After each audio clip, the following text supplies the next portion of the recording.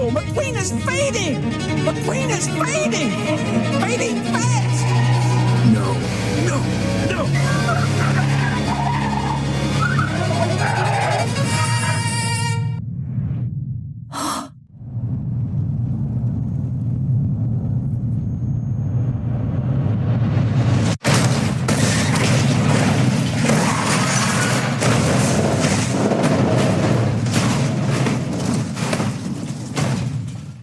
Hello everyone, my name is Nando and Cars 3 came out nearly 10 years ago? Oh, what the hell?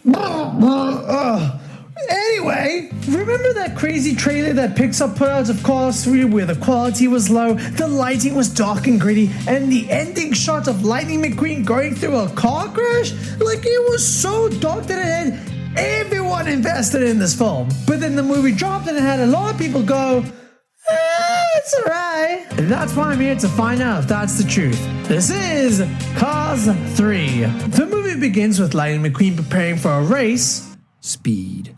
I am Speed. And this movie really wants you guys to know that they're really sorry for making a spy-themed Cars movie, as they're showing a lot of old vibes from the first film. Like, come on, I like Cars 2. So in one of the big races, McQueen gets outbeaten by a rookie named Jackson Storm, to which McQueen was stunned over, and Jackson wanted to make sure that McQueen knew that he was washing him. Wow, thank you, Mr. McQueen.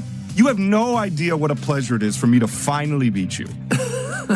Hang on, did you say meet or beat? I think you heard me. And I would appreciate... I can't believe I get to race the Lightning McQueen in his farewell season. What are you talking about? No, chick. McQueen is a crafty veteran champ. He's the elder statesman of the sport, you know? Takes everything I got to beat him. And with the new era of racing, many of the veteran racers are either retiring or getting replaced by the new racers, leaving McQueen as the only unk in the race. Hey look, it's that when you play your favorite game again and you realize how washed you've become. So with McQueen pushing his limits way too far, it leads McQueen to full-on crash into the race. McQueen is left not racing for months, feeling unmotivated to get back in. But a conversation with his girlfriend Sally and some self-motivation from what he learned from his old mentor Doc Hudson, he realizes that he has to get back in the game. So McQueen's sponsor in the Rusties have sold their business to a wealthy businessman, or wealthy business car, named Sterling, to where they need to teach McQueen the new method of racing, and McQueen is clearly not doing the best job at adjusting to it.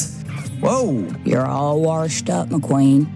I'm sorry, what? Said floor's all washed up and clean. They knew what they meant by that. So Sterling sees McQueen's position and thinks McQueen is better off being that washed up performer that sells his merch at conventions. But McQueen doesn't want that and wants one last go to prove himself that he's still got it. Sterling is not really comfortable by this, but gets convinced to give McQueen one last shot. But even with his training, Storm seems to be getting way better, while everyone believes that McQueen is too cooked of a racer to be winning a race by now. For an icon that McQueen is portrayed to be, this whole movie is just mocking how washed and old McQueen is, giving him zero amounts of respect for this. It's just a whole hour of this guy. You remember this guy? He used to be a legend, but now he stinks. And another thing with this movie is that it basically takes a ride in giving us a memorial as to how good Doc Hudson was during his prime and throughout his retirement, and how McQueen can learn from that. So even when he can still learn the new method of racing, he is still advised to learn his craft the old-fashioned way. But yet again, McQueen is so washed that he couldn't even beat someone that had their very first race. This racer's named Cruz. She was McQueen's trainee that's always had the fascination of becoming a racer her whole life, but was only resorted to being a trainee. So McQueen, going into his next race, believes that while he's not up to speed with the new guys, Cruz is. So he has Cruz switch in for him, which I had a whole page writing out and dedicating on how illegal this feels, but apparently in NASCAR, this is allowed, so like,